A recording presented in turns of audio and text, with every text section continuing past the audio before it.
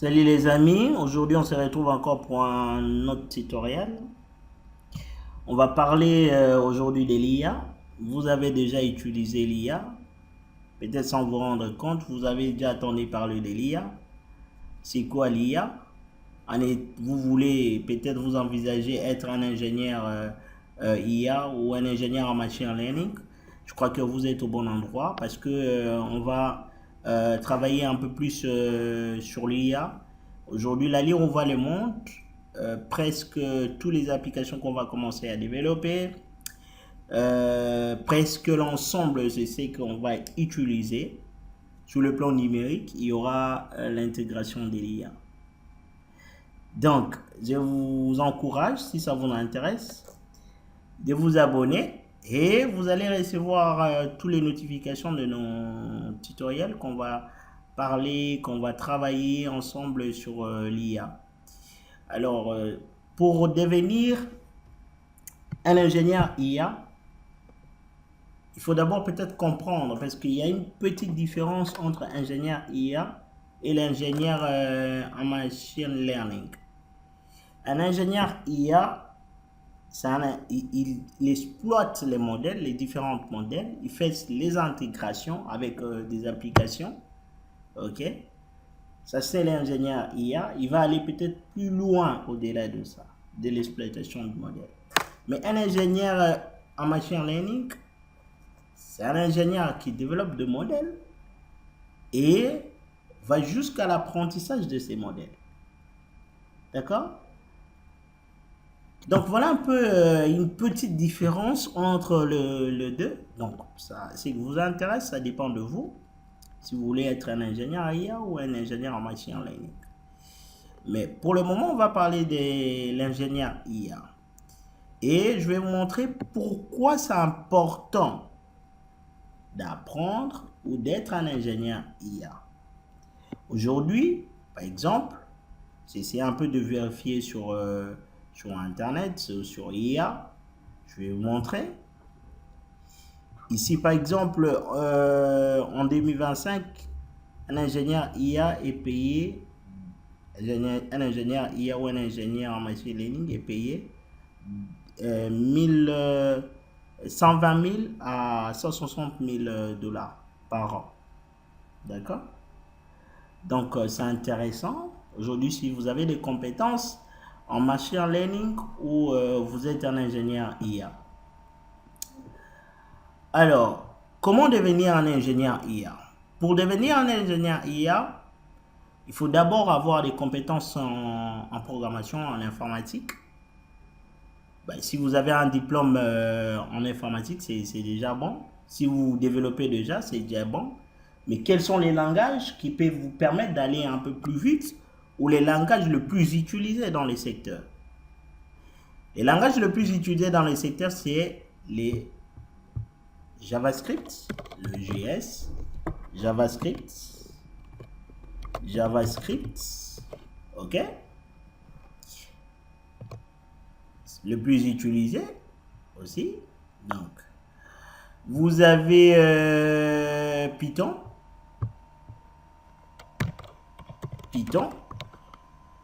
Donc, si vous développez déjà et que vous connaissez, parmi les deux langages, vous connaissez déjà Python, ce qui est très intéressant, ça sera une bonne chose. Si vous connaissez JavaScript, c'est une bonne chose, ok? Et aujourd'hui, il y a même des frameworks qui existent du côté JavaScript. Vous avez Angular, celui de Google. Vous avez React, celui de Meta. Au niveau de Python, vous avez... il y a même le TypeScript. Hein? Oui, il y a le TypeScript aussi. Il y a celui au niveau de Python, il y a Django. Il y a encore quoi? Flask, oui, si je ne m'abuse pas. Il y a pas mal aussi de frameworks au niveau de Python. Donc, si vous développez déjà, que ce soit en PHP, que ce soit en Ruby, c'est très facile d'apprendre à développer avec Python. Mais avec nous, on va utiliser un peu plus Python. Ok? On va essayer un peu d'utiliser, on va développer un peu plus Python. Moi aussi, je suis en train d'apprendre. Je vais faire en fait des tutoriels c'est-à-dire il y a des tutoriels que je vais préparer, il y a des tutoriels que je vais travailler avec vous, on va bégayer ensemble, on va décanter ensemble, on va faire des recherches ensemble. Donc, s'il y aura des préoccupations, vous me laissez juste un message, un petit commentaire, je vais lire et puis je vais répondre. Donc, en gros, pour être un ingénieur IA, il faut avoir des compétences en informatique, avoir déjà développé, c'est très intéressant. Et puis, connaître moins certains langages déjà, mais avec l'IA, c'est très important de connaître le JS, le JavaScript et Python. D'accord? Ça, c'est la première des choses. Et puis, la deuxième des choses, il faut aussi avoir un peu plus de comprendre un peu les différentes plateformes qui existent en ligne, plateformes de modèles qui existent en ligne qui va vous permettre, par exemple, de faire des tests, de tester vos codes pendant que vous développez, ainsi de suite. Alors, il y en a pas mal. Vous avez Azure, Azure de Windows, Azure Learning, Azure. Voilà, si tu écris même le mail, Azure Machine Learning, Azure Machine Learning est là, ou bien, voilà, ou bien OpenAI,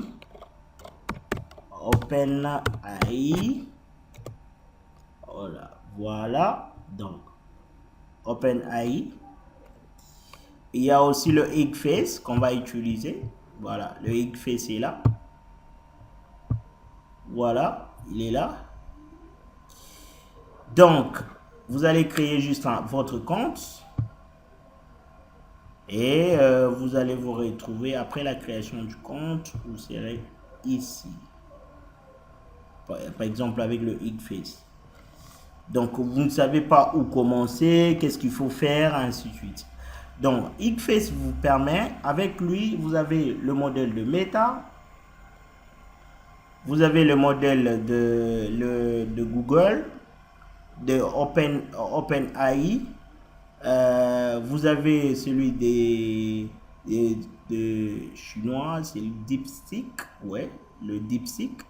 Vous avez un panoplie de modèles ici qui l'héberge. Alors, vous pouvez faire des tests, depuis tu testes là-dessus, donc et puis travailler avec, c'est très intéressant. Donc, nous, on va utiliser le Hugging Face. On va travailler ensemble. Alors, ça paraît un peu louche, mais bon, ne vous inquiétez pas. On va découvrir ensemble. Donc, ici, maintenant, il faut avoir d'abord le token, la clé. Donc, si vous cliquez Accès Token, d'abord ici, il va vous demander une fois si vous avez créé votre compte, il va vous demander de valider l'adresse email. Donc, il va vous envoyer un email. On vous envoyer un email et puis après validation, vous allez passer. Voilà. Voilà, ça c'est cet email. Vous cliquez juste. Et puis il y a un reCAPTCHA. Vous passez le reCAPTCHA et puis c'est fini. Donc, je suis à ce niveau. J'avais déjà cliqué. Une fois si vous cliquez ici, vous serez à ce niveau. C'est ici. Donc, voilà. Je vais fermer ça. Et ici maintenant, vous allez mettre le nom de votre token. Coding Docteur Binaire. Docteur Binaire. D'accord. Le permission par rapport au token. Ben, vous allez voir ce qui vous intéresse. Mais bon, moi j'ai l'habitude de tout valider parce que de fois un besoin, je peux peut-être avoir ça, besoin de faire quelque chose et après revenir encore pour valider, donner les accès. Bon, ça ne m'intéresse pas. Je le fais une fois pour toutes. Ben, ok. Par exemple, c'est fait. Ici, par exemple, vous avez la possibilité de créer un token juste pour la lecture, un token juste pour l'écriture. Ça dépend d'un besoin. Ben, moi, je crée d'abord mon token. Voilà, les tokens est là. C'est les tokens que vous allez utiliser. D'accord? Je ferme. Ne vous en faites pas, je vais supprimer le token, je vais créer un autre token. Donc, voilà. On peut même actualiser ici. Donc, refresh. Refresh va changer les tokens. Voilà, il a changé les tokens. Donc, d'abord, c'est-à-dire le choix du langage. Après le choix du langage, le choix du plateforme plateforme modèle. Et puis, la troisième des choses, il faut comprendre maintenant parce que pour un ingénieur IA, il faut comprendre le modèle LLM. LLM, c'est quoi? Il y en a sur Internet, hein, mais moi, je vais interroger IA. LLM. LLM. Voilà. Il va me dire un peu plus sur LLM. Large Language Model. Modèle de langage de grande taille. Cela signifie la plus courante aujourd'hui, surtout dans le contexte de l'IA, comme GPT, GPT-4. Ça, c'est le modèle de Meta, qui est gratuit. OK? Ça, c'est Claude. Il y en a pas mal. Il s'agit des modèles d'intelligence artificielle entraînés sur des immenses volumes de tests pour comprendre et gérer du langage IA. Il y en a plusieurs. Par exemple, GPT-4, GPT-5, LLM, LLAMA2. D'ailleurs, il y a la version 3, voilà. De Meta. Claude, c'est pour Anthropic. Gemini, celui de Google. Mistral, c'est pour Mistral. Commande. Il y a aussi DeepSeek, parce que là, il n'a pas cité DeepSeek. Il y en a beaucoup. Ce sont des modèles LLM. OK? Par exemple, celui-ci est gratuit. Vous pouvez l'installer même dans votre machine, mais ça dépend de la capacité aussi. DeepSeek open source aussi également. Si vous avez un cloud, vous pouvez le mettre déjà et puis faire ce que vous voulez en fait. Parce qu'au niveau de Higface, il y a certaines ressources qui est limitée. Il faudra payer, ainsi de suite. Mais si vous mettez en place votre modèle, vous prenez par exemple celui-ci, vous le mettez dans votre serveur, et écoutez, vous n'avez pas de limite. Donc ça dépend de la capacité de votre serveur. OK? Donc, voilà, je crois que vous avez déjà une idée. Il faut avoir une compréhension du modèle, de modèle LLM, parce qu'il y en a plusieurs, des modèles LLM. OK? Et puis aussi, le LangChain. LangChain, c'est un framework Python. LangChain, voilà. LangChain. Le LangChain. C'est quoi LangChain? Je vais vous chercher un peu plus de détails. C'est sur l'IA. LangChain.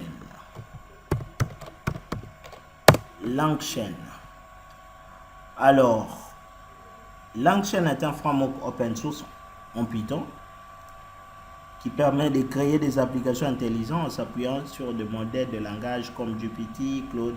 Donc, en fait, si tu veux développer avec les LLM modèles, il faut aussi avoir un peu de connaissances sur le LangChain, parce qu'il va te permettre d'exploiter le modèle, okay, d'interroger le modèle, de créer des applications avec le modèle LLM.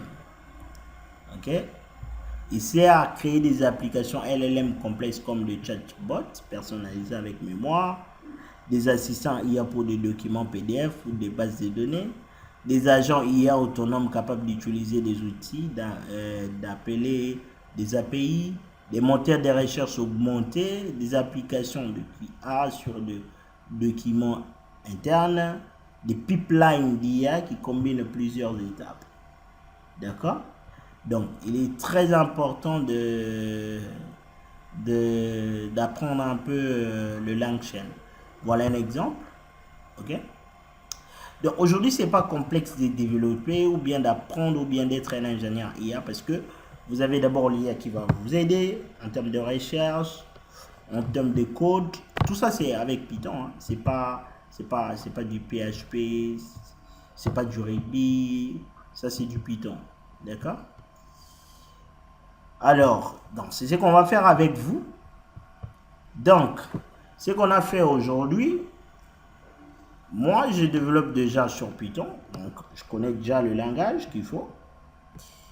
Le plateforme, j'ai déjà un compte sur Inkface.